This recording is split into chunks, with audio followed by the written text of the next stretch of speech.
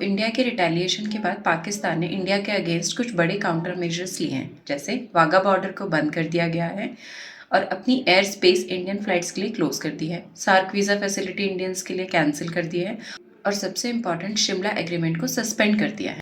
तो आइए समझते हैं कि क्या है ये शिमला एग्रीमेंट। 1917 के वॉर के बाद, जिसमें पाकिस्तान हार गया था और बांग्लादेश एक नया देश बना था, इंडिया और पाकिस्तान ने 1972 में शिमला एग्रीमेंट साइन किया था। इसे साइन किया था उस समय की प्रधानमंत्री इंदिरा गांधी और जुल्फिकार अली भुट्टो ने।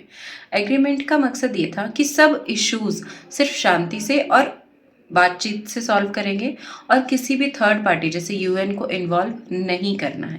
साथ ही शिमला एग्रीमेंट के क्लॉजेस के हिसाब से एलओसी लाइन ऑफ कंट्रोल को दोनों साइड्स को रिस्पेक्ट करना था। कोई भी देश अपने हिसाब से इसमें बदलाव नहीं कर सकता था।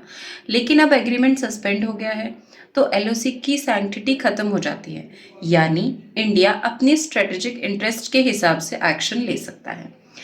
इस एग्रीमेंट के बावजूद भी पाकिस्तान ने 1984 में सियाचिन पर कब्जा करने की कोशिश की थी।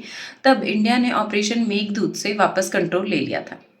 एग्रीमेंट के मुताबिक इंडिया पाकिस्तान को हर मसला पीसफुली रिजॉल्व करना था, लेकिन अब अगर ये लीगली बाइंडिंग नहीं है तो इंडिया मिलिट्री ऑप्शंस एक्सप्लोर कर सकता है, खासकर बॉर्डर एरियाज में जहां से इन्फिल्ट्रेशंस होती है। इंडिया स्ट्रिक्ट मिलिट्री एक्शन ले सकता है बिना किसी एग्रीमेंट वायलेशन।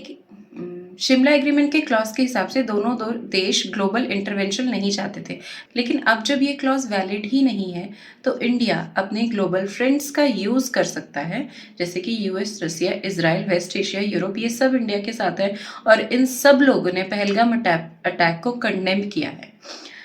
इंडिया पाकिस्तान को डिप्लोमेटिकली आइसोलेट करने की पोजीशन में है, लेकिन सिर्फ एक दिक्कत है, चाइना।